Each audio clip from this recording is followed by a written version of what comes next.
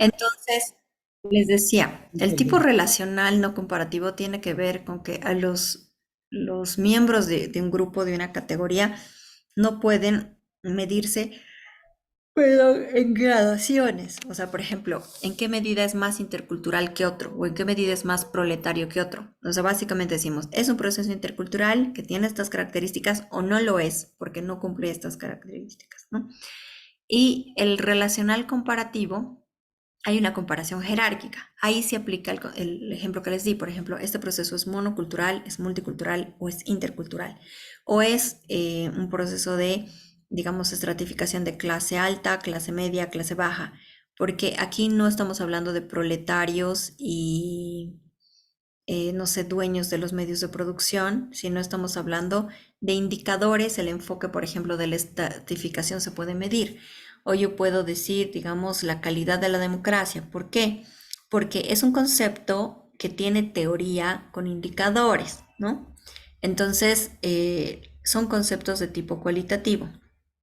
Algunos de ellos, por ejemplo, el de estratificación, podría abordarse desde un enfoque mixto, indicadores cuantitativos con una caracterización cualitativa. Entonces, a lo que me voy es que el tipo de conceptos que trabajemos, que son categorías teóricas en la pregunta de investigación, van a ir encauzando si se trata de una investigación mixta, cualitativa o cuantitativa, ¿sí? Entonces, por ejemplo, acá les daba el ejemplo, en el relacional no comparativo no se puede decir si alguien es más o menos proletario, ¿no? Básicamente se dice, ¿es proletario o no es proletario? Según estas características, ¿no? Y en el caso de la estratificación es la comparación, ¿no? Entonces, hay conceptos en sí cuantitativos, como la pobreza y su intensidad, como la desigualdad y la distribución de ingreso. Distribución de ingreso de por sí es un concepto cuya teoría, cuya metodología de estudios previos es cuantitativa. O sea, yo no puedo hablar de distribución de ingreso y decir a la gente cómo ha distribuido el Estado el ingreso. O sea, yo tengo que ver indicadores, porcentajes, cifras, ¿no? Entonces, básicamente, eh, son elementos que me hacen pensar ya en una metodología cuantitativa. En síntesis, diríamos que el tipo de categorías que integremos es la primera brújula para darnos cuenta, y no es darnos cuenta porque tenemos la iluminación de darnos cuenta, sino porque revisamos la teoría, es decir, estas categorías han sido trabajadas y tienen un corpus teórico muy sólido, un corpus teórico metodológico que tiene que ver con el enfoque cuantitativo, cualitativo o mixto, ¿sí? Entonces, por eso es clave la categoría que trabajemos. Básicamente, los conceptos que seleccionemos, ¿por qué tienen que ver con la metodología, en este caso la metodología cualitativa? Porque están relacionados directamente al análisis de los observables. Eso quiere decir que del abstracto teórico vamos a ir al observable empírico. Recuerden esos dos términos, del abstracto teórico al observable empírico. Eso quiere decir que los datos que obtengamos van a depender del enfoque teórico que trabajemos y el tipo de datos que recojamos, ¿no? Hay errores frecuentes que yo veo en las tesis. Por ejemplo, me dicen, quiero analizar el capital social y he hecho encuestas, pero he usado Bourdieu. Pero Bourdieu tiene que ver más con un análisis cualitativo, no cuantitativo. O de pronto mixto, pero cuantitativo puro no. Y de pronto hacen entrevistas y las presentan en tortas estadísticas, en gráficas estadísticas. Entonces hay una incongruencia ahí, ¿no? Es decir, el tipo de datos, si es cualitativo, tiene una forma de presentación y está asociada a un abordaje teórico de la categoría. Si estoy hablando de capital económico desde Bourdieu, no precisamente tengo que hacer algo cuantitativo, aunque diga económico, porque el enfoque teórico de Bourdieu tiene que ver más con el análisis, digamos, más simbólico de lo económico, por ejemplo, ¿sí? Básicamente por eso tenemos que estar conscientes que dependiendo del tipo de categoría va a tener directamente relación con los datos. Otro error frecuente es disociar esto. Por ejemplo, decir, quiero analizar el modelo pedagógico y voy a hacer encuestas. Yo le digo, la pregunta sería, ¿pero qué del modelo pedagógico? Si me dice, el proceso de aprendizaje o las dificultades de aprendizaje en un contexto, por ejemplo, de frontera, va a resultar más sustancioso un diálogo con los estudiantes que una encuesta, porque las propias condiciones de aprendizaje son muy difíciles y son muy particulares. Entonces voy a tener datos más enriquecedores en una entrevista que en una encuesta. Y como quiero analizar las dificultades de aprendizaje, esas dificultades probablemente superen la escuela. O sea, sean porque, no sé, los niños tienen que trabajar en el bote, en la frontera, en el río, porque tienen que ir a pescar, porque no pueden hacer su tarea, porque no tienen luz. Entonces, probablemente no todos los factores puedan estar asociados en preguntas cerradas. Entonces, tiene que ver con el contexto, tiene que ver con la categoría que estemos trabajando y el tipo de datos que recoja pueden ser mucho más objetivos siendo cualitativos, porque objetividad no significa estadística. Luego, enseguida lo discutimos. Objetividad tiene que ver con la proximidad que tengan los datos a las realidades tal cual son como se presentan. Nunca van a ser un espejo como molde, pero tenemos que tener una precisión y eso depende del tipo del contexto, el tipo de categoría.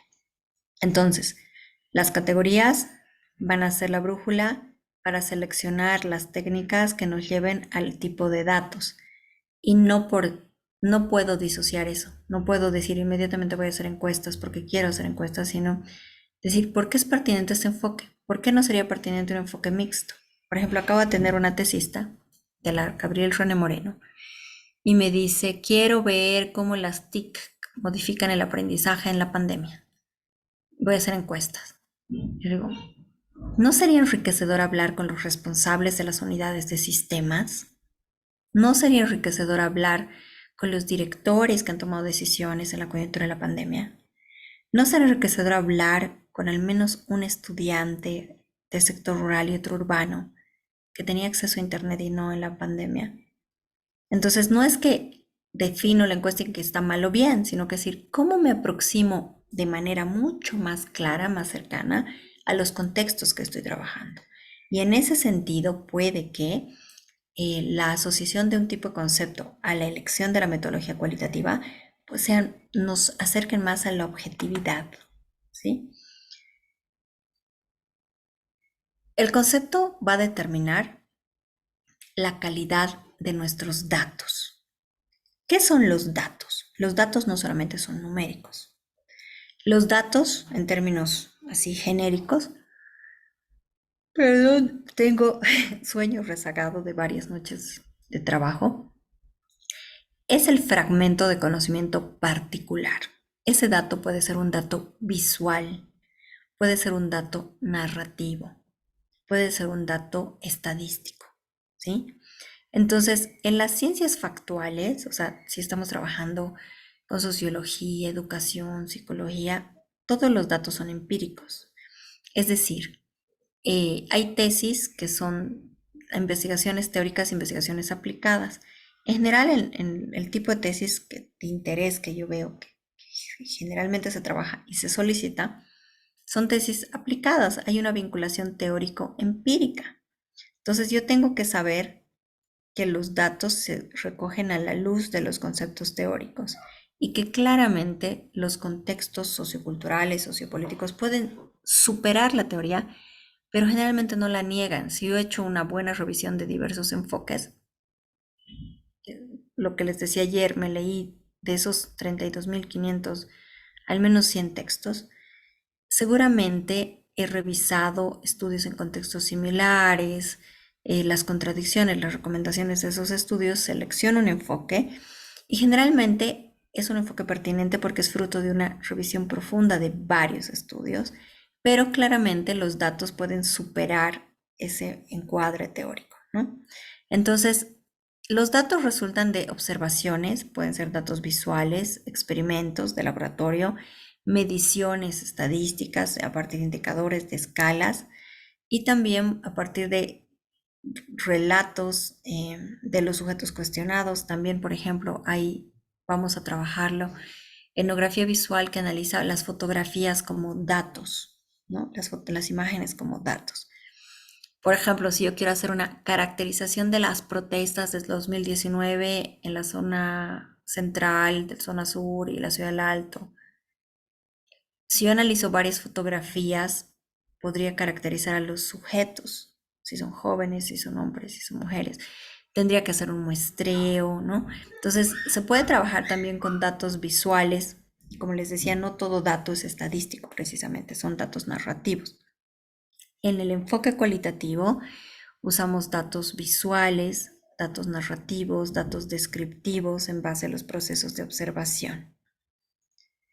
Básicamente, no interesa, no es más objetiva una investigación por ser cuantitativa. La confiabilidad en el caso de la investigación cualitativa, la confiabilidad de los datos, porque a veces me dicen, entonces, ¿cómo hago? O sea, porque me dicen, voy a hacer entrevistas y he sacado un muestreo y me dice que tengo que hacer 300 entrevistas. No, vamos a ver que el tipo de muestreo cualitativo es bastante distinto al muestreo cuantitativo. Entonces, ¿pero cómo es confiable, o sea, la búsqueda de datos desde la metodología cualitativa? La confiabilidad, deme un segundo, por favor.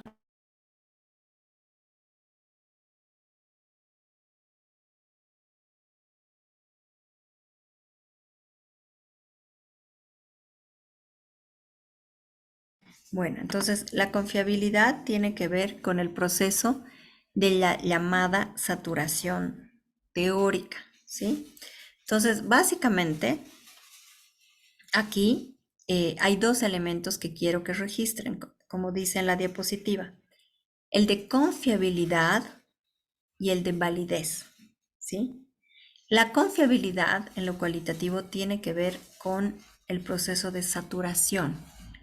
Lo voy a explicar después, pero más o menos es la repetición de un dato a partir de la aplicación de un mismo instrumento a sujetos con las mismas características, con similares características. Repito, es la repetición de un dato a partir de la aplicación del mismo instrumento, de la misma técnica, a sujetos con similares características. Eso quiere decir que si yo pregunto, por ejemplo, a todas las mamás profesoras rurales del área andina, que son mamás de más de 3 hijos, ¿cómo logran hacer seguimiento a la vida escolar de sus hijos a distancia? ¿No? Y escojo a madres que son cabeza de familia, familias monoparentales, que tengan más de 3 hijos. Y utilizo la misma batería de preguntas. Es más que seguro que el dato se repita, o sea, que yo haga, que les digo, de 10 personas, 8 me digan algo muy parecido. Entonces, cuando llega un punto en que ya se va repitiendo, ya no necesito hacer más entrevistas porque el dato se va repitiendo. ¿Y cómo sé que es confiable? Porque no aplicado, a veces las personas piensan de manera equivocada que hacer algo cualitativo es solo conversar con los sujetos y yo tengo que preparar una batería de preguntas, obviamente fruto de una exploración, fruto del conocimiento del contexto, fruto de lectura sobre el contexto, ¿no? Pero yo tengo al final la misma batería de preguntas. Así como tengo una encuesta, tengo una batería de preguntas abiertas que aplico a sujetos con similares condiciones. Si yo pregunto a una mamá que tiene 2 trabajadoras del hogar y vive en una zona acomodada, a otra que es madre sola y trabaja en el campo, a otra que es de tierras bajas y vive en la selva, no me van a salir los mismos resultados, ni tiene sentido esa comparación. Y hay personas que de manera equivocada piensan que eso es lo cualitativo, hablar con los sujetos. No, yo no puedo tener una investigación cualitativa confiable si no aplico la misma batería de preguntas para encontrar un patrón, algo que se repita, a sujetos con similares características. De ahí sale la confiabilidad del enfoque cualitativo. Y la validez, porque hay personas que me dicen, no, pero ¿cómo? Yo no confío. Y hay mucha desconfianza por desconocimiento de la metodología cualitativa. La triangulación se trabaja en toda tesis bien hecha. ¿Qué quiere decir? Es un proceso de comparación de los resultados a partir del uso de distintas técnicas. Entonces, yo en una misma tesis puedo trabajar investigación documental, observación de campo, encuestas y entrevistas, por decir algo. Entonces, lo que yo hago es comparar los resultados que devienen, que salen de distintas técnicas. Entonces no me confío en una. Otro error frecuente es que hacen tesis solo usando encuestas y piensan que por ser encuesta es objetivo y que de por sí es confiable. No. Una buena tesis generalmente ocupa procesos de triangulación, ¿no? De las medidas, es decir, procesos de comparación de resultados. Comparo qué me salió en la encuesta, pero qué me ha salido en la entrevista. Se parece, ¿no? ¿Qué pregunté? Amplié esta pregunta cerrada con una abierta. Esta pregunta abierta quería ver el porcentaje, entonces la hice de manera cerrada, de opción múltiple, en fin. Entonces, básicamente, eh, como ven acá, las respuestas a una misma pregunta, ¿no? Formulada, ¿sí? Tiene que ser básicamente encontrar un espacio de repetición del dato. Es como si ustedes, ¿no? Todos han pasado por la experiencia del posgrado en UPEA. Yo les diría, ¿cuál ha sido la mayor dificultad administrativa para coordinar con los docentes? No, o pedagógica en el proceso de coordinación con los docentes. Y seleccionaría a los que han estado en el mismo programa en 3 versiones. Seguramente algo se va a repetir. Es bien difícil que cada uno me diga algo distinto, porque tiene más o menos el mismo perfil, la misma experiencia, el mismo periodo, el mismo programa, docentes similares, o sea, habría que ver qué elementos tengo para seleccionar, ¿sí? Entonces, ese es cómo se construye el criterio de confiabilidad y el criterio de triangulación, o sea, confiabilidad a partir de la saturación y validez a partir de la triangulación. Aquí, en este punto, ¿tienen alguna consulta? ¿Alguna pregunta, alguna consulta? No. Ok. Entonces, aquí claramente, les decía, llegamos a los datos a partir de también de la comprensión y de la definición de un enfoque teórico. Entonces, la definición de los conceptos centrales que trabajemos derivan de las teorías que seleccionemos, menos en el caso de la teoría fundamentada o de la grounded theory en inglés. ¿Por qué? Porque la grounded theory, o la teoría fundamentada, no parte de una formulación previa existente, una teoría existente, sino que elabora la teoría a partir de los datos del contexto. Entonces, quien me diga, por ejemplo, diga, no, en realidad las teorías no sirven, hay que conocer solo los lugares, en el fondo estaría pensando en un proceso de investigación fenomenológica y en la grounded theory o teoría fundamentada. Es decir, confiar en los procesos observacionales del investigador para generar teoría a partir de esos datos. Es contrario, no es contrario, es diferente, no contrario a lo que yo les planteo. Yo les planteo partir de la teoría, ir a la realidad y superar, mejorar la teoría a partir de los contextos. Aquí te dicen, teoría no, vamos a los datos y asumimos que teorizamos. ¿Por qué los invito yo a hacer teoría, realidad, teoría? Porque la selección teórica viene después de una profunda lectura de muchos textos, de un proceso de investigación enorme. Selección, voy a campo. Los datos, veo qué consistencia hay entre la teoría y los datos. Veo qué datos superan la teoría, por ende mejoro la teoría.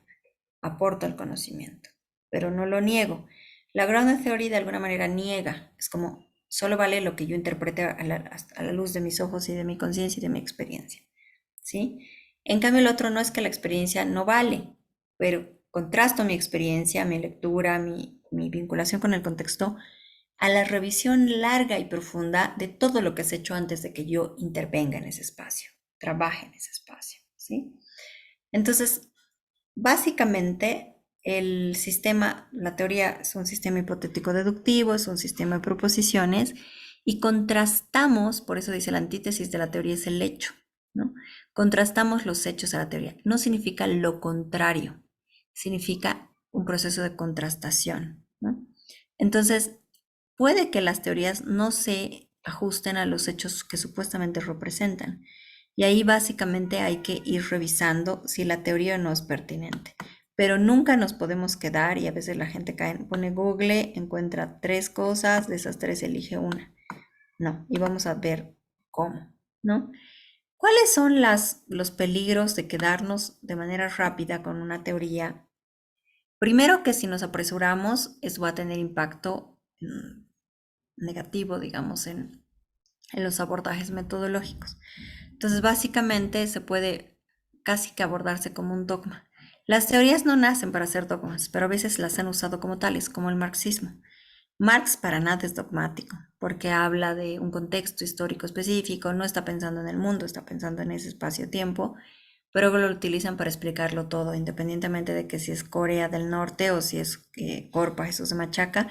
Hay personas que quieren que encaje el marxismo en cualquier contexto, y Marx pensó eso en el periodo de la industrialización, en un contexto de los Grundis en Alemania, o sea, tiene muchos elementos muy específicos, ¿no?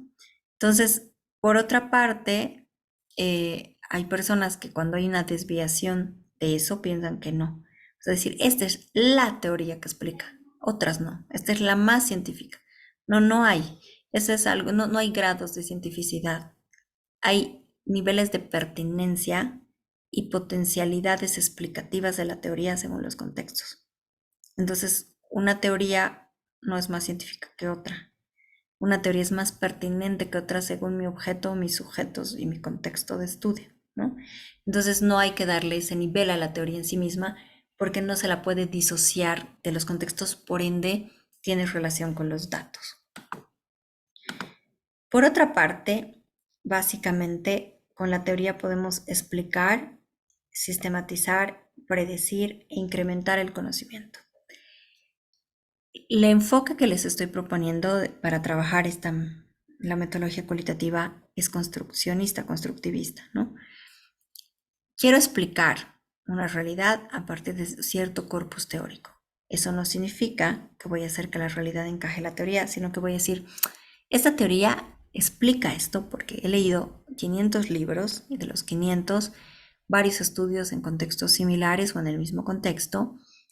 Me doy cuenta de que esta es la que tiene más potencialidad explicativa en este contexto, eh, y justamente los datos de terreno que recoja van a ayudarme a mejorar el conocimiento y a perfeccionar la teoría asociada a situaciones similares.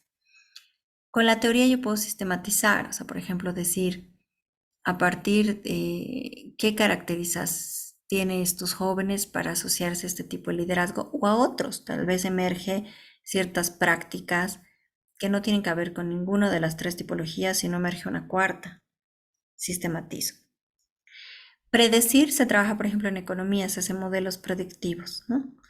Y básicamente lo más importante es que cuando yo hago un contraste con la teoría, yo supero y aumento el conocimiento en la medida de que no he divorciado los hechos de la teoría. Un gran error de las tesis es copiar, pegar un bloque bastante extenso de teoría y luego hacen encuestas. Y digo, ¿por qué encuestas? No, pues porque es lo más objetivo, ¿no? O sea, hay que ver qué categoría usé. Generalmente se valora más las tesis que tienen un proceso de triangulación, es decir, que han usado más de dos técnicas, ¿no? O al menos dos. Y básicamente se organiza el conocimiento y se lo interpreta a partir de la claridad de cómo me estoy aproximando a esto. Vamos a ver un poquito de aplicación enseguida, ¿no? Entonces, básicamente, la teorización no ocurre a priori. Yo tengo que contrastar los hechos con la teoría. No se puede prescindir de los datos, ¿no? Y los datos son los que la teoría guía, ¿sí? Está guiada por la teoría, ¿sí? Entonces, aquí también hay varias posibilidades de abordaje que ustedes tienen que tener claro, que tienen que ver con lo cualitativo. Si están trabajando desde una perspectiva pluridisciplinar, ¿no? Por varias, o sea, o multidisciplinaria, que se parece, es decir, estoy abordando esto desde una perspectiva de varias disciplinas. Estoy trabajando desde un diálogo entre disciplinas, o sea, esto, no sé, es un estudio socioantropológico o económico y antropológico, ¿no? O estoy trabajando un enfoque, perdón, voy a más acá, desde una perspectiva transdisciplinaria, ¿no? Es decir, estoy viendo la realidad en su complejidad. Entonces, esto también tiene que ver con el tipo de conceptos que trabajen. Si están trabajando imaginarios sociales, lo están viendo desde una perspectiva psicológica y antropológica, sociológica, ¿sí? Tienen que ver si lo están encuadrando en una disciplina o están trabajando esto desde un enfoque inter, multi o transdisciplinario, ¿sí? Voy a pasar esto. Voy a saltar algunas cositas, ¿ya? Esto es bien importante, esta tipología de las teorías. Una, que no está aquí, no sé por qué, es la teoría, no está aquí, de pretensión universal. La teoría de pretensión universal se exime de espacio-tiempo. Es decir, por ejemplo, yo quiero analizar la teoría de la rational choice, la elección racional. La teoría de la elección racional, por ejemplo, dice, todos los hombres quieren maximizar beneficios y sus decisiones son puramente racionales, independientemente de sus recursos o conocimientos. Y eso lo puedo aplicar en China, en Afganistán, en Bolivia. Es decir, no se vincula al espacio-tiempo. En cambio, yo les recomiendo utilizar teoría de alcance medio. ¿Qué es la teoría de alcance medio? La teoría de alcance medio es la teoría que se ha trabajado en base a hipótesis intermedias, es decir, en base al análisis de hechos y contextos similares al que estoy trabajando. Las teorías de alcance medio no pretenden analizarlo todo o pretenden que un molde puede ser utilizado en cualquier contexto, sino que, por ejemplo, si yo estoy analizando violencia paraestatal, podría decir, ¿qué países han vivido en conflicto armado y violencia paraestatal? Perú, Sendero Luminoso, las FARC. O por ejemplo, cuando hay estos disparos en frontera, ¿no? Que en Bolivia ha pasado, o hechos de sangre que nadie sabe de dónde vienen, qué pasó. Son hechos que nos hacen pensar en estados de conflictividad emergente o en México, ¿no? Entonces yo puedo analizar lo que se ha hecho en México, en Guatemala, en Perú sobre violencia paraestatal y entender la paraestatalidad desde espacios, tiempos similares al que estoy trabajando.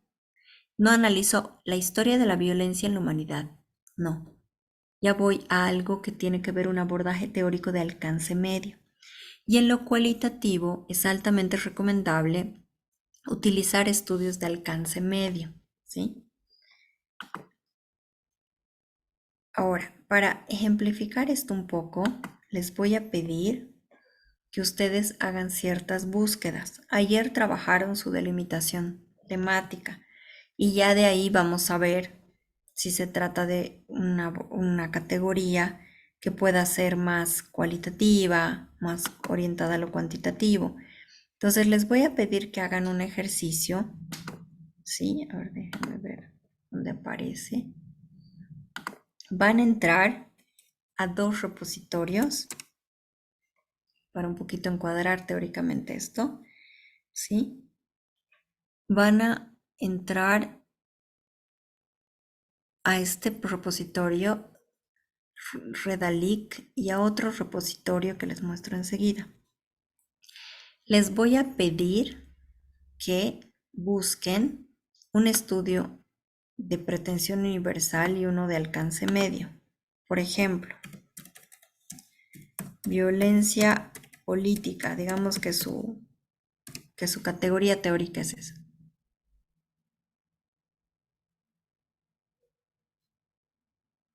Y aquí, por ejemplo, dice vulnerabilidad, violencia y política, poder, violencia y revolución en los escritos de Hannah Arendt.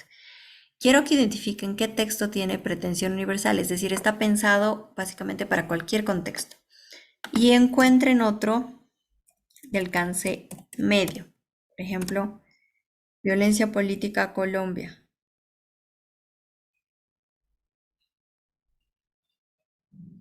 Y aquí Camilo Torres Fe, Política y Violencia. O sea, es un estudio específico de un contexto, ¿entienden? Entonces, les voy a pedir que dependiendo de su delimitación, encuentren si es que han hecho una lógica causal de dos categorías, como la que trabajamos ayer, o de una sola categoría, busquen un texto de pretensión universal y otro de alcance medio, ¿sí? Y que lean el resumen. Miren, cuando está así el candadito abierto, significa que pueden acceder al texto. Sí, por ejemplo, acá ya entramos al texto. Dime un segundo, por favor. Y aquí, ¿no? Es el icono de la izquierda católica en América Latina por su convicción de que la revolución era un imperativo cristiano y el catolicismo, ¿no? Aquí, por ejemplo, vean si es un estudio histórico, es un estudio más de corte cualitativo, cuantitativo, historiográfico, solo leyendo el resumen, ¿sí? Entonces la tarea es, les pido que me sigan el hilo. En base a su delimitación temática, busquen dos textos, uno de pretensión universal, o sea, uno más general, y otro de alcance medio, es decir, asociado a un contexto, un país, una región, una ciudad. Pueden usar este repositorio o pueden usar este otro que les voy a mostrar, que es, miren, Dialnet. Este es un repositorio de textos científicos de la Universidad de La Rioja. Aquí está.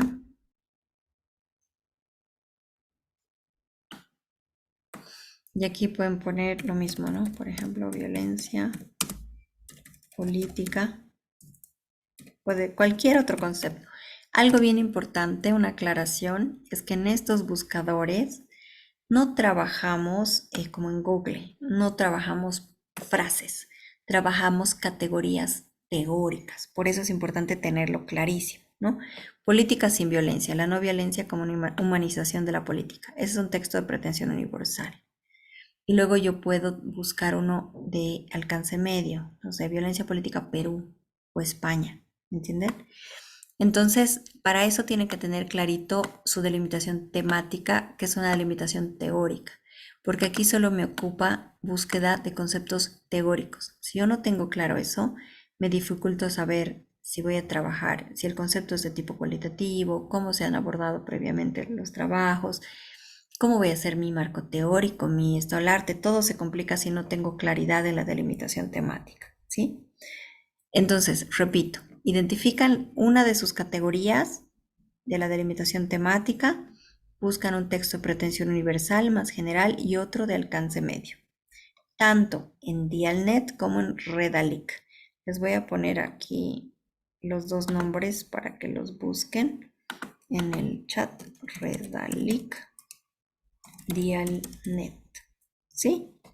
Entonces, para eso les voy a dar 10 minutitos, 8:16, hasta las 8:26 para que hagan esa búsqueda y seguimos. ¿Sí? Adelante.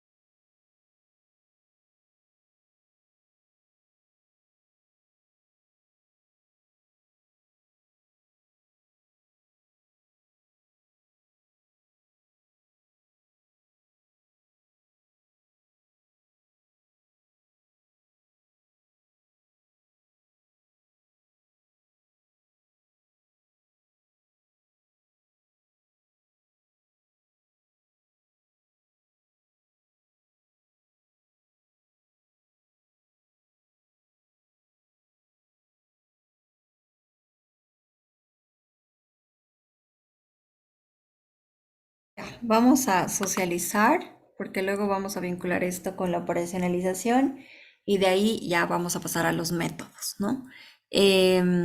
Los voy a llamar, según me aparecen, para que nos compartan los textos que han identificado. Por favor, Adela. Adela, buenas noches. Licenciada, doctorita, muy buenas noches. ¿Sabe? Buenas noches. No he podido ingresar, tengo problemas de conexión, doctorita. He estado tratando de buscar acerca de las funciones psicológicas. Ok, a ver, pero las páginas no se abren si ponemos en Google Redalic o Sí, Dialnet. estoy ahí, doctorita, pero no me deja ingresar. Ninguna de las dos plataformas. Estoy en Dialnet, doctorita, estoy buscando en revistas. Ujú. No se me abre. En tesis, lo propio. A ver, otra recomendación, miren, les voy a hacer una indicación, denme un segundito. A ver, voy a abrir, está en mi correo, pero voy a salir de ahí. En este caso, ¿se ve Dialnet en la pantalla?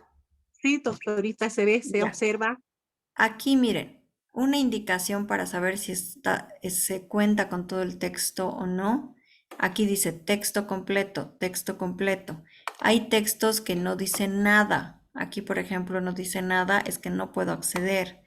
Entonces, de esa manera identificamos. Y en Redalic hay un candadito a la derecha. Cuando está abierto, significa que es de acceso abierto. Cuando está cerrado, de acceso cerrado. En el caso de Dialnet, cuando dice eh, texto completo es que podemos acceder. Entonces tenemos que buscar esos. ¿De acuerdo? ¿Sí? Sí, doctorita. Ese es el camino. A ver, Benigno, buenas noches. Benigno, ¿cómo está? Buenas noches. ¿Está Benigno Flores? ¿No está? ¿No está Benigno Flores? No está, creo. Eric Muñoz, buenas noches. Eric, no hay nadie en sala, solo están conectados.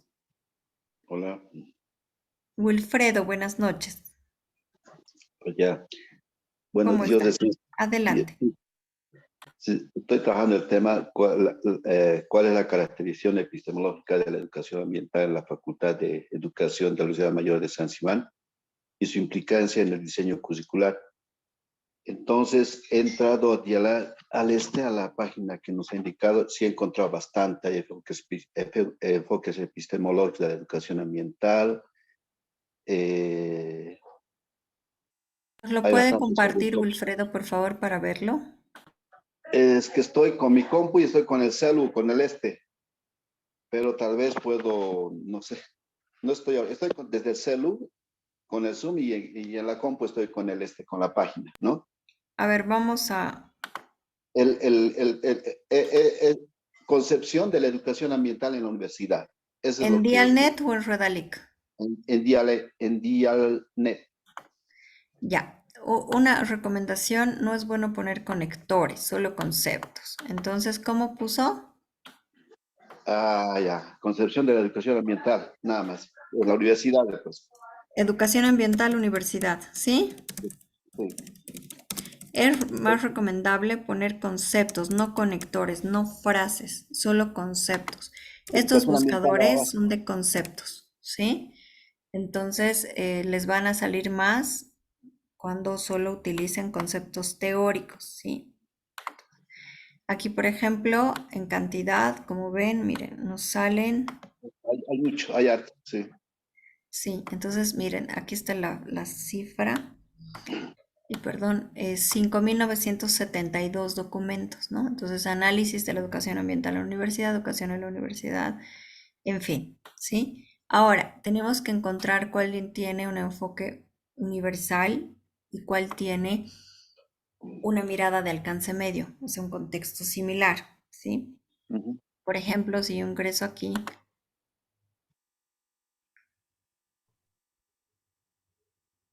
y enseguida les muestro para qué hacemos esto. Porque la idea es que antes de tomar decisiones metodológicas tengo que tener mi estado del arte y mi marco teórico. No me voy a focalizar ahí porque no amerita el módulo, pero antes de tomar decisiones metodológicas yo tengo que hacer mi estado del arte. Eso significa que tengo que dominar qué se ha escrito, cómo se ha escrito, qué enfoque se ha trabajado, porque dentro de estos textos también hay abordajes metodológicos que me pueden ayudar a tomar decisiones. Entonces, miren, este texto, no tomar medidas, el propósito de este artículo es dilucidar el statu quo a la luz de las orientaciones internacionales y de los pasos dados por la Universidad Española. Es decir, es de pretensión universal o de alcance medio este texto. Recording in progress. ¿Sería de pretensión universal o de alcance medio? Con la profe de matemáticas. Con la profe María Elena. María. Hay un micrófono abierto que hablan de una profe. ¿Cómo más? De alcance medio sería, ¿no? Allá donde ¿Por la qué? pizarra. Ahí me ayudan a identificar el micrófono. Ana explica, pero allá, ¿no ve? En el aula. Allá. Es de alcance medio porque se refiere Muy bien. a España, ¿no? A un país. Sí. Exacto, porque está pensada para un espacio-tiempo específico, para un contexto específico. Entonces es un texto de alcance medio, ¿sí? Yo podría encontrar textos en contextos similares, por ejemplo, de Perú, Listo. de Ecuador, del Gracias. Cono A ver, Sur, explíqueme ahora qué o por es el ejemplo que se síndrome hayan de Down, ¿no trabajado en ves? universidades indígenas, ¿entienden? Augusto. Entonces hay un micrófono abierto y no sé cómo identificarlo, no perdón, un entendí. De Augusto segundito. Aquí es. está, Augusto, Es de Augusto. de Augusto, ok. sí, y está. Entonces, justamente estos textos me ayudan a ser más pertinente, porque a veces escogemos teoría de pretensión universal. Y si yo, por ejemplo, estaría, por decirles, trabajando en una universidad indígena o intercultural, hay harto escrito sobre universidades indígenas en Ecuador, en Colombia, en México. Y probablemente los enfoques teóricos sean mucho más cercanos y pertinentes al contexto. Y a la vez pueda impactar esto en lo metodológico. ¿Cómo impacta en lo metodológico? Voy a ir para allá. Primero, quiero que sepan que toda persona que hace una tesis seria de posgrado lee de estos textos mínimamente 100 por lo bajito. Porque como hay más de 9000, pues 100 inclusive es poco. Pero no toma decisiones de qué enfoque teórico y lo asocia a la metodología sin saber qué se ha escrito antes, qué se dijo, qué abordaje se tuvo, porque si no estamos haciendo como una monografía de licenciatura, ¿no? O sea, vemos 3 cosas e incorporamos eso. Una tesis de posgrado implica un profundo dominio del estado de la cuestión y recién tomamos decisiones teóricas o decisiones metodológicas. ¿Cómo impacta esta búsqueda en la parte metodológica? Básicamente tiene relación con cómo asociamos la teoría o las teorías que estemos trabajando con los observables empíricos, con la búsqueda de datos. Perdón, tengo, como les decía, un rezago de cansancio muy grande. Justamente la relación que tenemos entre teoría y datos empíricos se trabaja a partir del proceso de operacionalización. Entonces tenemos abstracciones reflexivas que van a los referentes empíricos. Una vez que tengamos los referentes empíricos, recién tomo decisiones metodológicas, ¿sí? Entonces lo que hago es hacer una lectura de varios textos, tomar decisiones sobre qué encuadre teórico me funciona y desagregar la categoría central, ¿sí? Después de tener una definición genérica, en dimensiones, que son ejes analíticos o indicadores o subdimensiones o subcategorías. Y después lo trabajo con observables. Enseguida vamos a ver un ejemplo. Eso quiere decir que cada uno de ustedes, a partir de la delimitación temática, que es la delimitación teórica, escoge su categoría central o las 2 categorías que está relacionando y las desagrega en dimensiones o ejes analíticos menores. Y después cada eje analítico se desagrega en observables empíricos, es decir, en aspectos mucho más concretos que nos permita tener datos de la realidad. Una vez que tenemos ese punto desarrollado, vemos qué datos deben recogerse, recopilarse con metodología cualitativa o cuantitativa. pero solamente una vez que trabajemos esto. Y esto no es intuitivo, esto se basa, o sea, esta pequeña matriz se trabaja después de haber leído bastante, ¿no? Y tiene implicaciones metodológicas, ¿sí? Les voy a mostrar un ejemplo muy simple, hasta simplón yo diría, pero más o menos para graficar. Por ejemplo, si mi categoría central fuera accesibilidad a los servicios de salud y yo hubiera leído varios textos y saco una definición muy escueta que es mayor o menor posibilidad de tomar contacto con los servicios de salud. La literatura probablemente me haya permitido entender que, porque estas dimensiones no son intuitivas, son basadas en la literatura, que la accesibilidad la voy a desagregar en dimensiones menores y en este caso accesibilidad geográfica, accesibilidad económica, accesibilidad cultural. Después voy a los indicadores u observables. Se utiliza indistintamente indicadores u observables. Entonces, accesibilidad geográfica podría desagregarla en varios indicadores u observables. Una de ellas está acá, dice tiempo medido en horas que se tarda en el trasladarse del domicilio al centro de salud. ¿Cuál podría ser otro observable o indicador de la accesibilidad geográfica? ¿Quién se anima a dar otro ejemplo? ¿Qué otro indicador u observable podría ser parte de la accesibilidad geográfica? ¿Qué indicador u observable podría ser parte de la accesibilidad geográfica? Doctora, buenas noches. Alejandra, buenas noches. Adelante. Tal vez el radio de influencia que tiene y respecto a la accesibilidad también sería los accesos primarios, secundarios, dependiendo si están en un centro urbano o puede estar también en un centro, en una urbanización dispersa, porque es mucho más complicado. Ah, ya, podría ser entonces central, digamos, concentración o dispersión de la población, ¿sí? Sí, yo creo que Ya. sería Otro mejor. más que podría ser, otro indicador observable. Las dificultades topográficas, o por ejemplo que haya cerros, lagos, o no. Sí, justamente a eso me refería cuando hay centros de salud que están en área dispersa, muchas Ujú. veces no tienen esa accesibilidad y el radio de Ya. influencia es mucho mayor, pero es más complicado llegar. Entonces pondríamos dos, analizar la dispersión, el nivel de dispersión, y analizar las dificultades topográficas, ¿no? O accidentes geográficos existentes, ¿sí? Para la accesibilidad geográfica. Ahora, ¿para qué sirve esto? Y ahí quiero que se den cuenta cuál es la relación con lo metodológico. Si digo tiempo medido en horas, tendré que usar una metodología cuantitativa o cualitativa.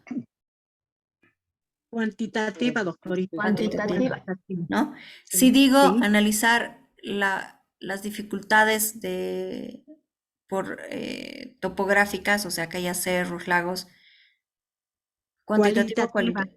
cualitativa, ¿no? Cualitativa. Claro, la Claro. gente me dirá, tengo que trepar el cerro, luego el río, no hay puente, mi abuelita camina, o sea, necesito que me cuenten cómo logran de ese cerro cuando hay río, donde no hay puente, cómo llegan, ¿no ve? Entonces, miren, a lo que quiero llegar es que esta es la relación de la teoría con la metodología y que no podemos trabajar aparte, copiar, pegar varios conceptos del internet y luego decir voy a hacer encuestas. No. O sea, tengo que desagregar las categorías a partir de la revisión de la literatura, tener una definición orientadora después de haber leído bastante, desagregar eso en dimensiones, llegar a los indicadores observables y ver de cada indicador observable si debo utilizar metodología cualitativa o cuantitativa. En caso de que todos mis observables sean cuantitativos, pues si es tiempo, porcentaje, cantidad, diría pues es una tesis cuantitativa. Si en este caso tengo indicadores, algunos de tiempo, otros de que necesito que la gente me cuente cómo salta el río, es mixta, porque necesito datos tanto cuanti como cualis. Recién ahí yo defino el enfoque. No es que soy antropólogo y hago entrevistas, soy economista y hago encuestas, o como quiero ser objetivo hago encuestas. No, no, no, no, no. Sino yo tengo que ver cuál es la pertinencia, pero asociada a esta desagregación de la teoría, ¿sí?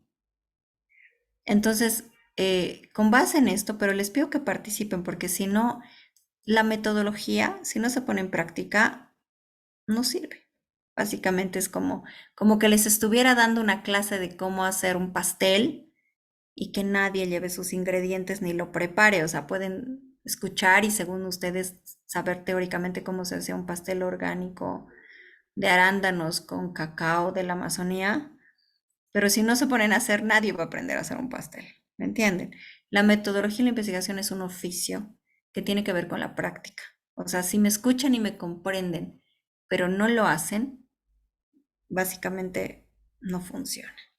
Entonces, los voy a invitar nuevamente a hacer un micro ejercicio, pero les pido que haya más voces porque parece que hay varios conectados que no están participando de la clase de manera activa, o sea, que tienen la computadora encendida.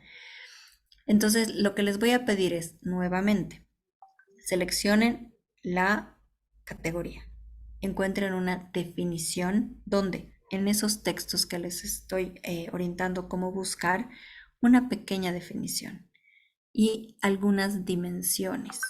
Y de esas dimensiones, solo de una dimensión, los indicadores. ¿Sí? Porque si no vamos a tardar mucho. Entonces las categorías supuestamente ya las trabajaron ayer, así que ya las tienen. Encuentren una breve definición conceptual a modo de ejercicio. Desagregan en dimensiones y de una dimensión trabajan los indicadores de una dimensión. Varios de ustedes ya han presentado avances de tesis, así que se les debería facilitar la vida, ¿sí? Pero la idea es que nunca disociemos teoría de metodología. Por eso es importante este ejercicio, ¿sí? Voy a dejar en pantalla esto como ejemplo. Les decía que solo tienen que desarrollar los indicadores u observables de una dimensión. ¿De acuerdo? Les voy a dar nuevamente 10 minutitos y ya luego vamos a ir asociando esto a los métodos concretos cualitativos. ¿Sí? Adelante, por favor. ¿Sí? Doctora, por Adelante. favor, ¿podría volver a repetir la consigna? Por favor, doctora, Claro que gracias. sí. Identifican la categoría principal de su delimitación temática, que ayer la trabajaron. En caso de que tengan dos, solo desarrollen una. Busca en la teoría de esos textos que hemos buscado en Dialnet, Redalic, una definición orientadora de esta categoría, de la categoría. Luego, desagregan en dimensiones, 3. De todas esas dimensiones, solamente de una dimensión, para el ejercicio, desagregan en indicadores u observables una dimensión, ¿sí? Claramente no pueden disociar la definición que encuentren con las dimensiones, ¿sí? La idea es que esa definición sea resultado en la realidad de mucha lectura. Por ejercicio de la clase yo les voy a pedir que busquen de manera más inmediata una definición. Por ejemplo, decir, ¿qué es resiliencia socioambiental? Resiliencia socioambiental según tal autor es tal. Esta definición me ayuda a entender que resiliencia se divide en estos 3 ejes. De este eje desarrollo estos observables o indicadores, ¿sí? Entonces, solo de una dimensión los indicadores o observables. ¿De acuerdo? Les voy a dar 10 minutitos. Les pido que como que aceleren la búsqueda de Dialnet Redalí con la definición y esto. En caso de que ya tengan avance de tesis, se les facilitaría la vida, porque tal vez no lo tienen organizado de esta forma, pero toda tesis, esté en cuadrito o fuera de cuadrito, tiene que tener esta lógica, siempre. ¿Sí? Puede que no la pongan en una matriz, la hayan desarrollado de manera narrativa, pero toda tesis tiene que tener esta lógica detrás, ¿sí? Entonces, adelante, 10 minutos, dejo en pantalla la tablita.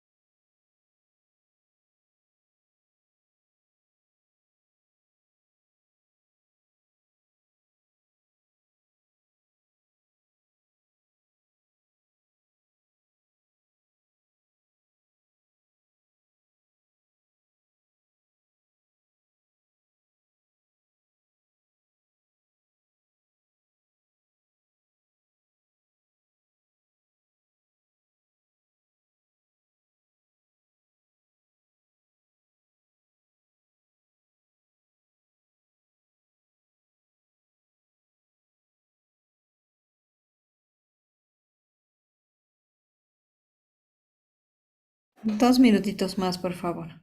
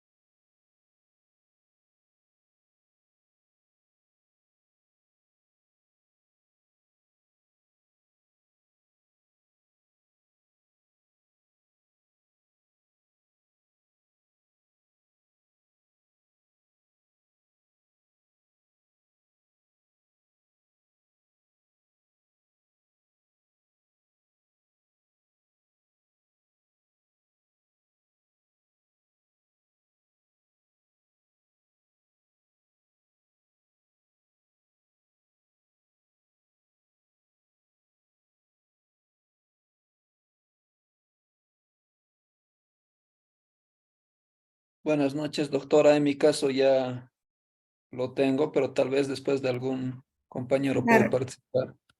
claro que sí. A Ya, ver, ya. ya vamos a compartir. Adelante, por favor, Eric. Era Eric, ¿verdad? Sí, sí, sí, lo comparto, ¿no, doctora? Sí, por favor. Ujú. Ay, no, no se puede. A ver, tengo que autorizar algo, a ver cómo se hace eso, si alguien me ayuda. Múltiples participan. A ver, ahora, Ahora sí, adelante. gracias. Sí, algo sencillo se ha elaborado, ¿no? A ver, adelante. Sí, lo está pudiendo ver. Sí, Ya. Entonces, es sobre el liderazgo estudiantil.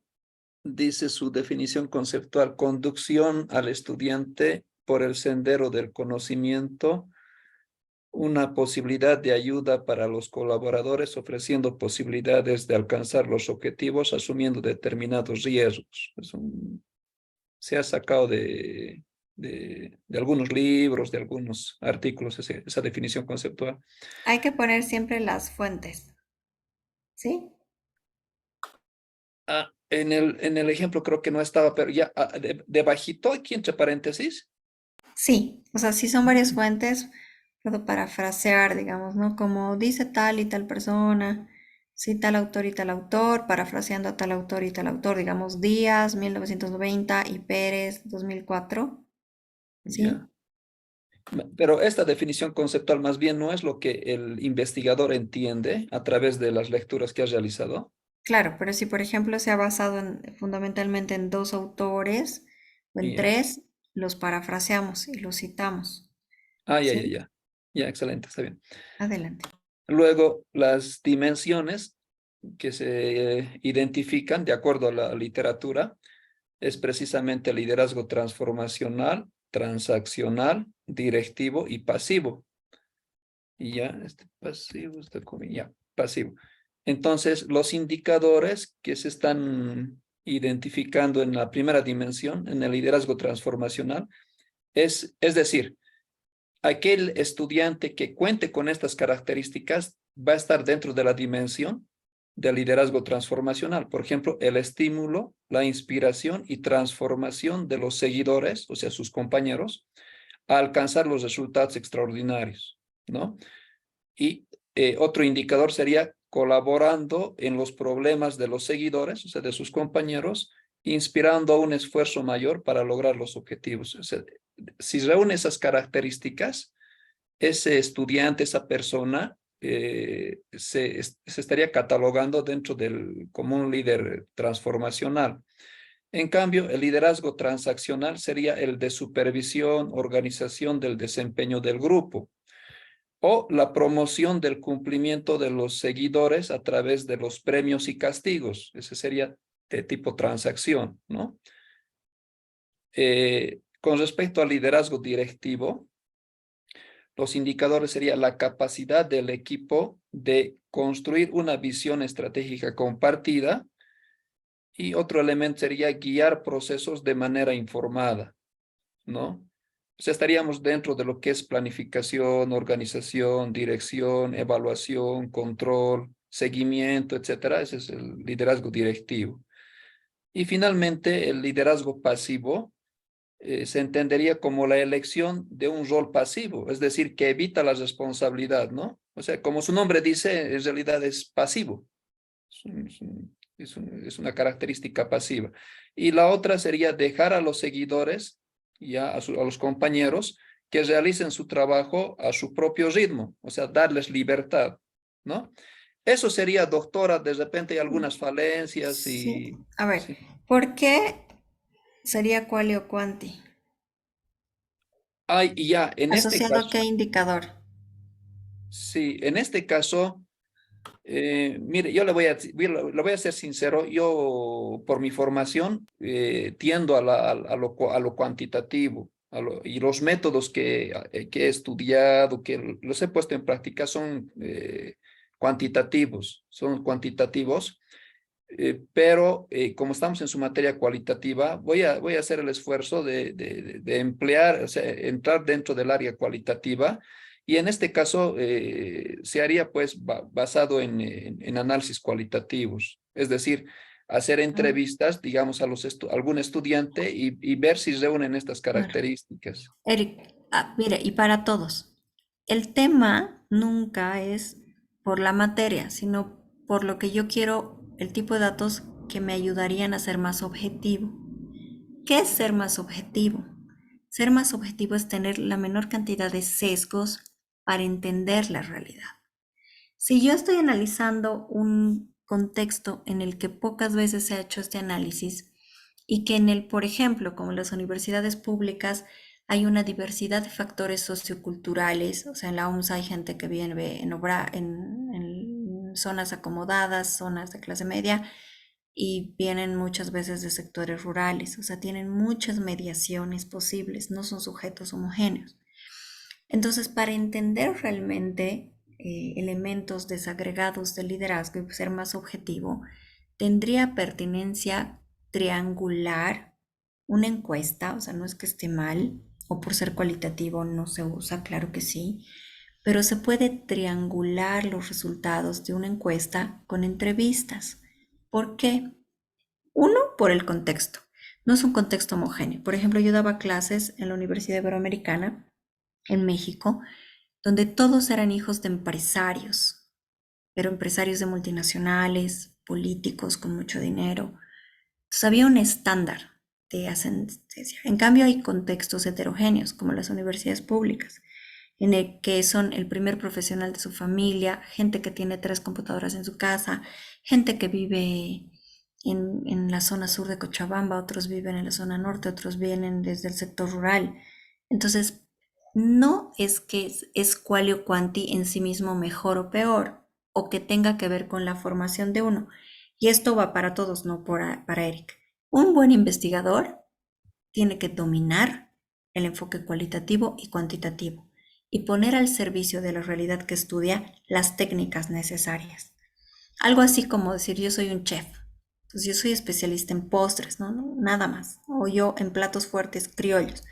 Mientras más integral un chef, sabe más técnicas y en la medida del contexto va a usarlas. Si le dicen vaya a cocinar en un evento de una alcaldía rural, va a poner al servicio de ese contexto las técnicas que sepa. Si le dice vaya con los embajadores de la Unión Europea, va a poner al servicio de ese contexto las técnicas que sepa. Entonces no es que sea especialista en una u otra, sino que un investigador tiene que dominar ambos enfoques y ver, por ejemplo, decir, este es un contexto diverso, por tanto no puedo estandarizar. Segundo, hay elementos de los indicadores que valdría la pena desagregar. No es lo mismo estímulo que inspiración. No es lo mismo inspiración que transformación. Entonces yo podría hacer entrevistas que detallen y profundicen estos elementos. Luego les voy a mostrar cómo hago un muestra cualitativo. Pero no solo tendrían dos factores. Uno, el contexto, que no puedo estandarizar porque son contextos de diversidad. Y dos, que los indicadores tal como están estandarizados en cierta herramienta a la que me he referido, dan pie a desagregarse y a detallarse. O sea, por ejemplo, ¿cómo superviso el grupo? Digo, por ejemplo, si yo les diga, Eric, ¿usted supervisa los grupos en los que trabaja? Sí. Ana, ¿usted supervisa? Sí. Encuesta. El 50, el 80% supervisa. Pero en cambio yo diría, ¿cómo lo supervisan? ¿Qué está entendiendo por supervisión? Entonces esos datos cualitativos no me van a reemplazar la encuesta, van a implementar la cercanía con la realidad, por tanto en esa triangulación yo voy a tener una mejor tesis. ¿Se entiende, Eric, cuál es el espíritu de la propuesta? Sí, sí, doctora, está bien. ¿Me entienden? Entonces, en síntesis, si en su tesis Eric haría entrevistas y encuestas, tendría una mejor tesis, por tanto el contexto como porque varios indicadores ameritan detalle, explicación, argumentación, ¿no? Y contextualización, y eso se obtiene en las narrativas de las entrevistas, que no es subjetividad. Subjetivo es, por ejemplo, les doy un ejemplo, me estoy adelantando. ¿Qué opina usted de Evo Morales? ¿No? Ay, yo lo odio, lo quiero, no sé, subjetividad. En cambio, puede ser una pregunta que no sea subjetiva, digamos, decir, ¿usted conoce cuáles son las políticas de prevención con enfermedades terminales? ¿Me puede detallar cuáles? No, no las conozco. O sí conozco tales y tales.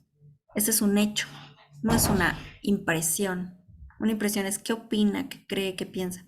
Entonces, la subjetividad bien tiene que ver con cómo lo hago, si he construido un muestreo, qué tipo de cosas pregunto. En cambio, puedo hacer preguntas que me lleven a ser más objetivas, es decir, aproximarme de manera mucho más clara. Es como, ¿les gusta mi clase? Eric me diría, no. Yo, el 80% odia mi clase. En cambio, lo cualitativo yo conocería el por qué odian mi clase. O al revés, el 80% le encanta mi clase. En lo cualitativo me permitiría saber por qué les gusta mi clase. No solamente saber que el 80% sí gusta de mi clase. Entonces, no es que una reemplaza a la otra, sino se complementa. Y a eso tenemos que llegar. En este caso, meritaría algo mixto. En conclusión, el ejercicio, pero está bien hecho, Eric. ¿Sí? Ya, está bien. Gracias, doctora. Está totalmente comprendido. Solo una última consulta. Aquí en el Sí. indicador, por ejemplo, estímulo, inspiración y transformación,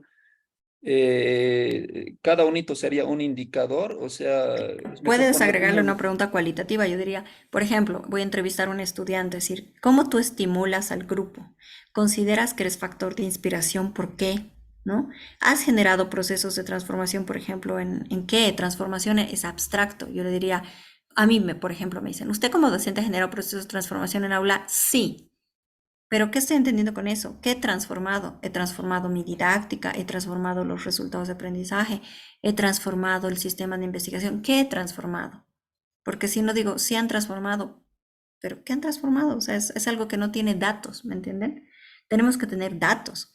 Entonces, transformación, ¿qué transformaste? Transformaste los procesos de estudio, transformaste, ¿qué transformaste? ¿No?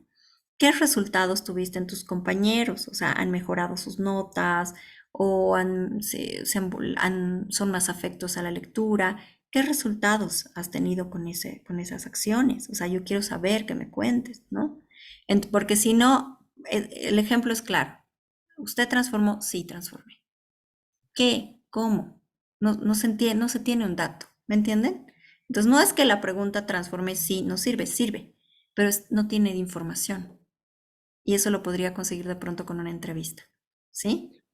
Sí. Una última consulta, doctora. ¿Mm? En este momento me he recordado. Mire, yo he hecho una investigación mixta, ya, y he podido aplicar algo de la técnica cualitativa. Y como usted menciona, ya, analizar cada indicador, es decir, enriquecer y justificar el porqué de las cosas, del fenómeno que estamos estudiando, hace que la descripción misma, el relato sea ampuloso. Y cuando se llega a las conclusiones y recomienda, o sea, Eso les voy a enseñar después. Denme chance porque les voy a enseñar cómo formular preguntas, cómo seleccionar el muestreo, en qué momento paro y cómo lo proceso. Lo vamos a ver, ¿sí? ya, gracias, doctora. Adelante, mis compañeros, entonces. Adelante. Muchas gracias. ¿Quién va a seguir? Por Yo, favor. doctora, ¿se puede? Marta Marta, Pat. adelante, por favor. Adelante. Ya voy a compartir. Perfecto. Ven, así con ejercicios mejor porque la retroalimentación es más enriquecedora y les sirve a todos. Adelante, Marta.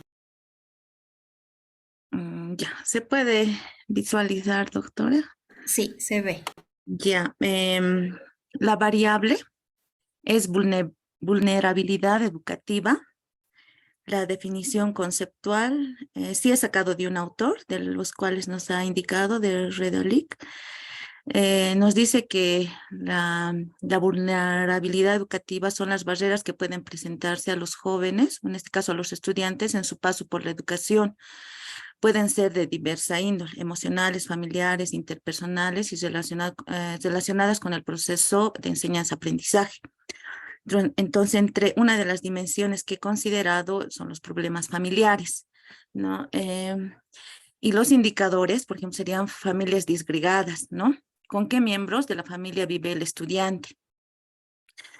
Este sería un indicador tal vez algo cuantitativo, ¿no? O sea, con qué, y también cualitativo, ¿no? Con quiénes viven, ¿no? Si vive con papás, a veces viven con tutores, etcétera. También en los problemas económicos que atraviesa la familia y el apoyo de la familia en actividades educativas. Doctor, esto es lo que he podido trabajar, no sé si tal vez tengo... Está bien, Ujú. Marta. Por ejemplo, bien dice Marta, ¿con qué miembros vive la familia? Puede ser un indicador cuanti-quali. Yo puedo incorporar esa pregunta en una encuesta, pero también en una entrevista, ¿no? O sea, puedo decir, ¿con quiénes vives? Elección múltiple, madre, padre, o tío, padrinos, otros, ¿no? Y en una quali le diría, por ejemplo, podría decir, yo podría desagregar problemas familiares, ¿cuál es el tipo de relación que tiene el niño o los estudiantes con sus miembros de la familia? ¿Entienden? Entonces yo puedo decir, ¿te llevas bien? ¿No? Otro podría ser si hay problemas de violencia dentro de la familia, ¿no? Entonces yo justamente si tengo buenos indicadores, esos indicadores van a ser parte de mis preguntas. Y ahí yo tengo que ver si todavía tengo que desagregar o agregar. Pero para el ejercicio, Marta, se ha comprendido. Ve que notan es que esto nos ayuda a vincular teoría con metodología. Marta, ¿lo has sentido así? ¿Lo has experimentado así? Sí, doctora, sí, por eso trato de hacer el ejercicio para ver si más o menos me estoy... Vas bien, Marta. Sí, Ya, doctora, gracias. perfecto. Adelante, siguiente ejercicio. ¿Quién más va a mostrarnos su ejercicio? ¿Hemos visto Doctora, dos? o sea, de un indicador podría salir una o más preguntas, en otras palabras. Exactamente, Ya, exactamente. gracias. Justamente por eso notan, obviamente tengo que relacionar la definición que he escogido a las dimensiones, ¿no? No es que pongo la definición de adorno, sino que esa definición es orientadora a las dimensiones. Luego los indicadores. Por ejemplo, en el caso de Erika he puesto como 3 cosas juntas en un indicador. Por tanto, a pesar de que la teoría esté, por eso el copy-paste, copiar-pegar, no es suficiente. Hay un ejercicio intelectual de ustedes. Ese ejercicio intelectual podría ser en el aporte de Eric decir, esto lo voy a desagregar en 3 y voy a redactarlo de otra manera. Entonces no es que voy a copiar el modelo, sino que estoy aportando también, porque veo que es necesario tener datos más específicos, por ejemplo. Y ahí es el aporte que hacen los investigadores también, ¿sí? Eso, Eric. Gracias. Las preguntas de Eric han estado buenas para orientar el trabajo. ¿Quién más nos va a mostrar su trabajo? ¿Nadie? No me asusten, por favor. Somos 26 en sala. Doctora, quería hacerle una pregunta. Adelante, Marta.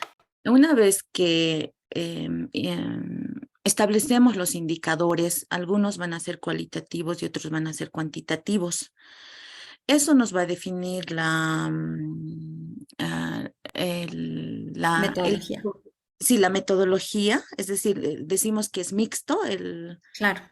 O sea, decir, digamos, si digo horas de tardanza de tal lugar a tal lugar, dice, no, pues esto no voy a medir cualitativamente, ¿no? ¿Cuántas horas percibes que vas? No me sirve. O sea, necesito saber cuánto tardas. O sea, dime, media hora, una hora y media, ¿no? Son hechos que debo cuantificar. Entonces, pero también me sirve en esta familia que tiene personas con discapacidad, ¿cómo hacen para llegar al centro de salud? Si hay cerros y ríos y no hay puentes. Necesito que me cuenten, porque no es como, ¿usted puede llegar? No. No, pues me interesa saber si quiero hacer, por ejemplo, hasta política pública, ¿no? Es decir, pero ¿cómo le hace entonces, no? Entonces, justamente a ese nivel yo digo, recién, por eso en el video decía, no se define a priori, ni se define por la disciplina. Eso quiero que desmontemos, no por ser antropólogo hago cualitativo y por ser economista hago encuesta, sino que digo, ¿qué tipo de datos necesito? Claramente habrá un peso, mixta, un peso en lo cuanti, un peso en lo cual, ¿no? O puede que todos mis indicadores sean cuantis, pero a veces esfuerzo, digo, no, encuesta, solo encuesta. No, eso no se define a priori, se define a posteriori, esta reflexión de planteamiento de problema, de limitaciones, teoría, indicadores, y recién defino, ¿sí? Es como una decisión casi que lógica, ¿no? Decir, necesito esto. Es, por ejemplo, les voy a poner un ejemplo burdo. Decir, quiero decorar la casa, necesito un clavo. Digo, pero no sabes lo que quieres hacer. Entonces tengo que decorar la casa. Quiero hacerle estilo barroco mexicano, por decir. Además rústico. Entonces necesito piedra, necesito azulejos de Talavera, o sea, recién defino qué. Luego, ¿cómo lo consigo? ¿No? Lo voy a mandar a hacer, o sea, pero no puedo decir que necesito una herramienta sin antes saber qué voy a hacer, ni desde dónde lo estoy mirando. Una sala puede ser una sala, no sé, como de karaoke, o decir un estilo rústico de adobe más, o de sal, ¿no? Si es en el salar. O sea, tengo que saber primero qué quiero hacer, cómo lo estoy entendiendo, desde qué enfoque lo miro, qué ejes voy a abordar, qué voy a observar en esos ejes, y recién veo cómo lo voy a hacer, ¿sí? Ese es como el razonamiento.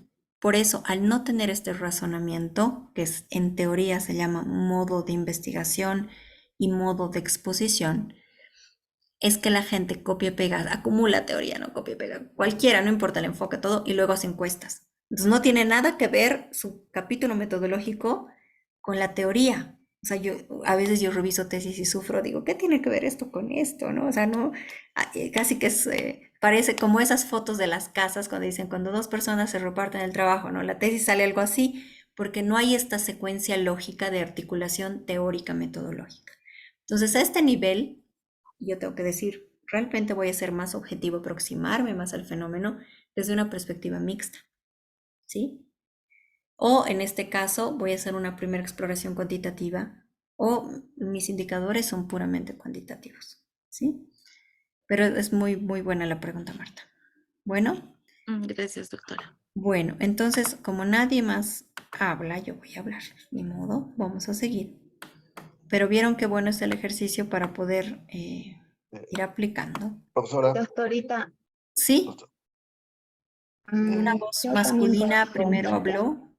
¿Perdón? La dama primero, por favor. Alejandra. Sí, doctorita.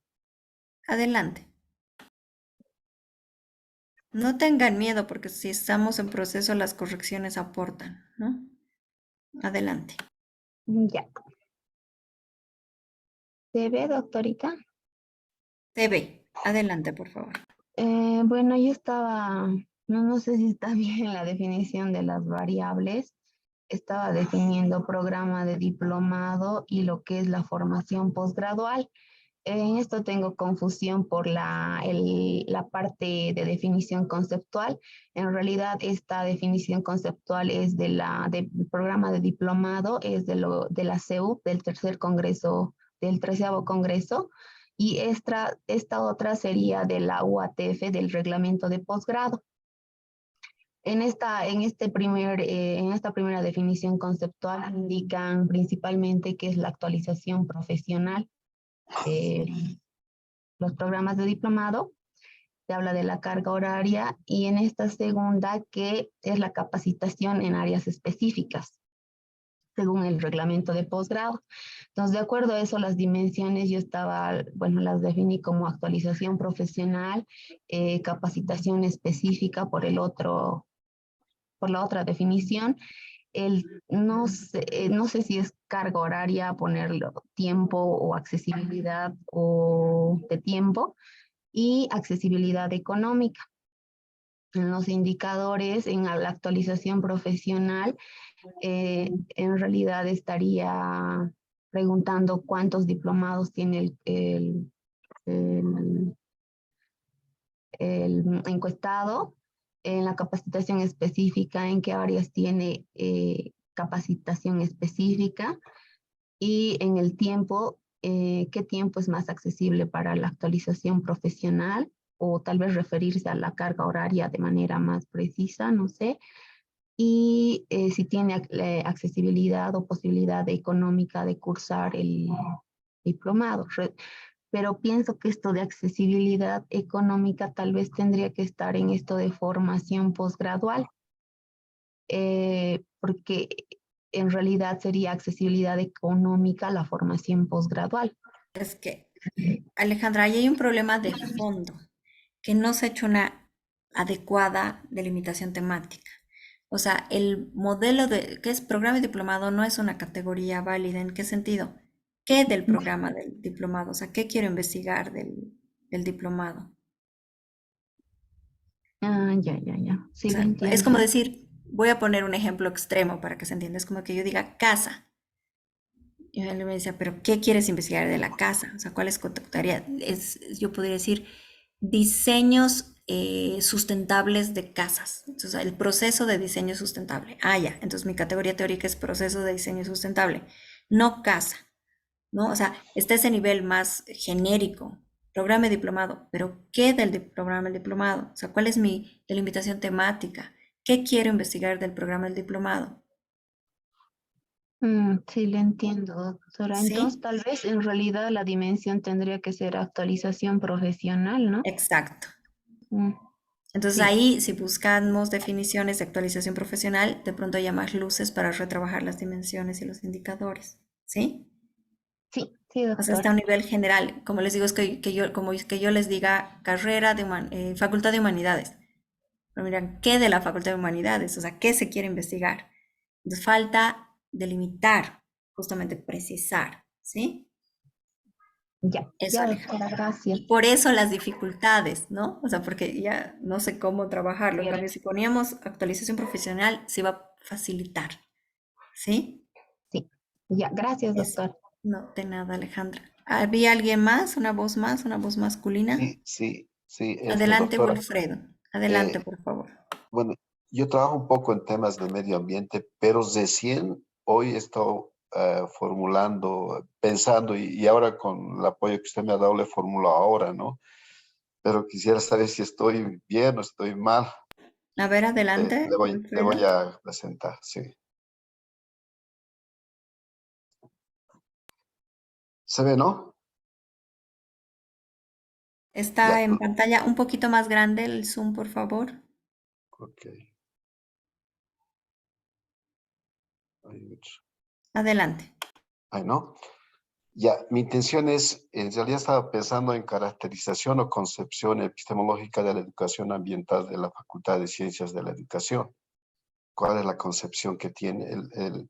La definición conceptual sería cuáles son los diferentes enfoques de la educación ambiental. Las dimensiones serían conservacionistas, naturalistas, humanistas, resolutivos o sostenibles, ¿no?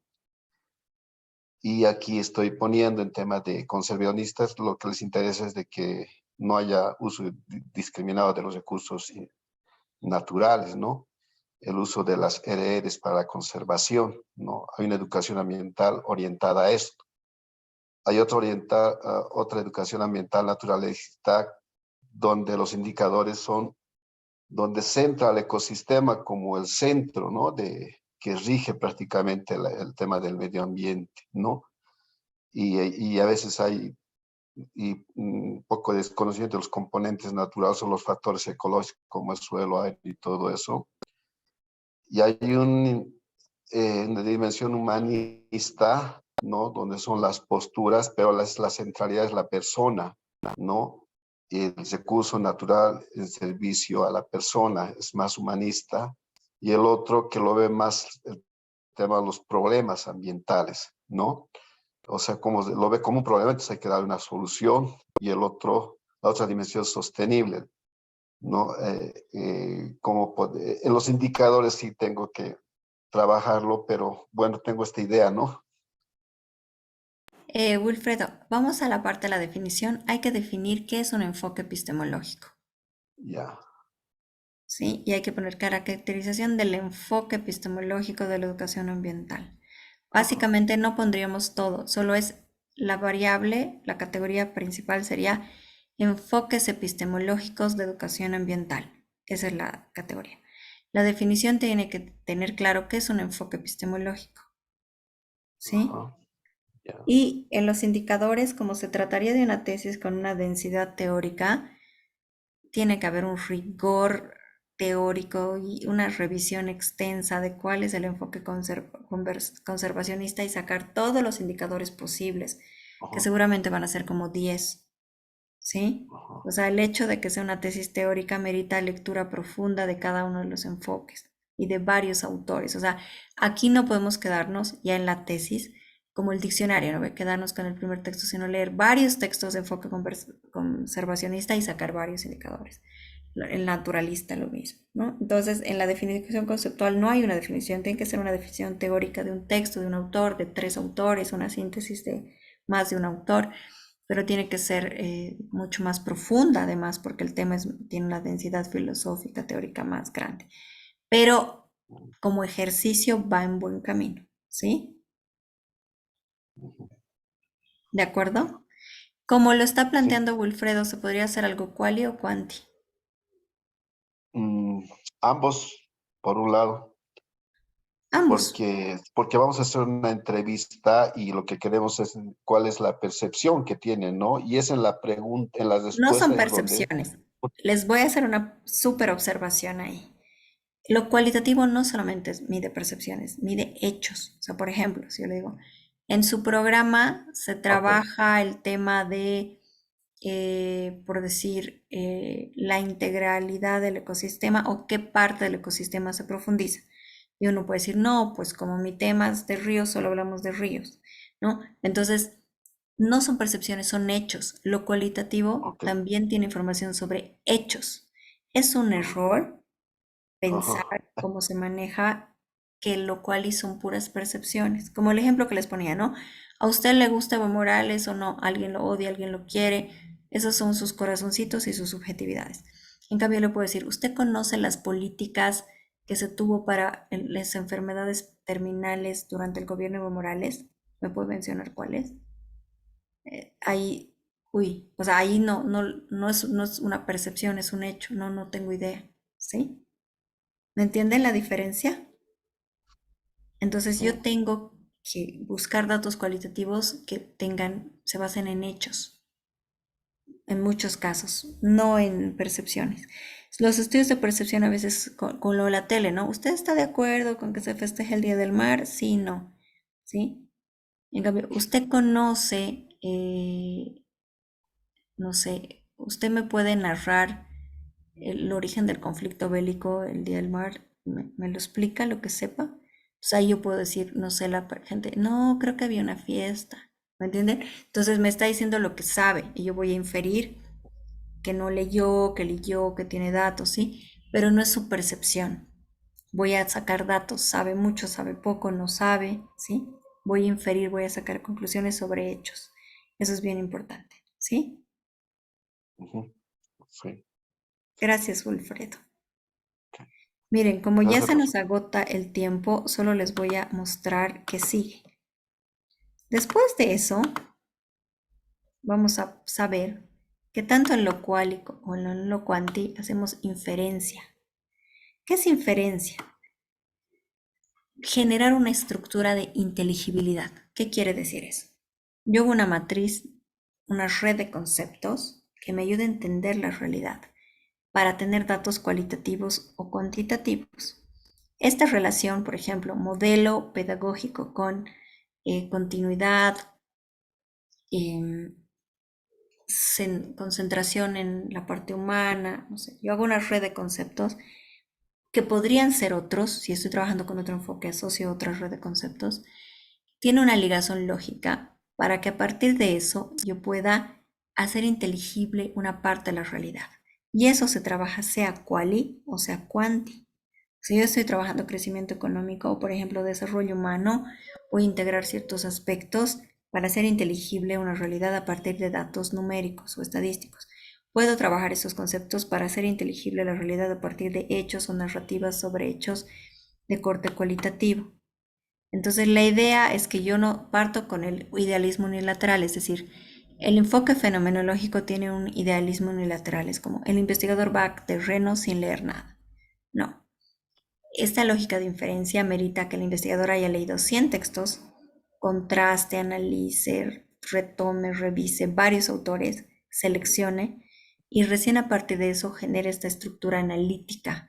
Y como ven, dependiendo del enfoque, si ponían una definición, deriva en ciertas dimensiones. Ponen otra definición, deriva en otras dimensiones. Las dimensiones tienen que derivar de la definición también, tienen que tener relación, ¿sí? Entonces, básicamente es necesario asociar justamente esta estructura de inteligibilidad con la búsqueda de datos, que nosotros hemos hecho eso en la práctica, ¿sí? La inferencia científica desde la RAE es deducir algo o sacarlo como conclusión de otra cosa. Entonces, yo no voy a campo y saco mis datos, sino infiero los datos. Obtengo un dato a partir de la relación lógica con la dimensión, con la definición, con la categoría. La categoría después de una revisión del estado de la cuestión. Entonces, básicamente, la inferencia, que es lo que estamos haciendo, parte de una proposición teórica, ¿no?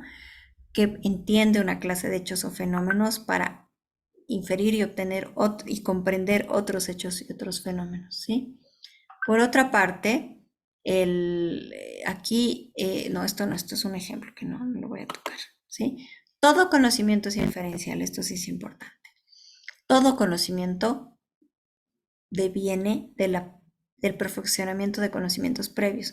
Por eso quien copia y pega, o se queda con la segunda o tercera definición, no está haciendo un buen trabajo de investigación de posgrado. O sea, yo tengo que dominar casi que todo lo que se ha escrito idealmente en el mundo. Es más, si supiéramos alemán, por ejemplo, en Corea, yo tenía un colega coreano que había analizado la reforma educativa sobre la incorporación de la Aymara. Es coreano y había escrito en coreano y en inglés.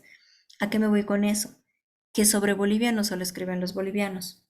Y sobre Bolivia no solamente escriben los bolivianos que viven en Bolivia, hay bolivianos que viven en Alemania que están investigando sobre Bolivia.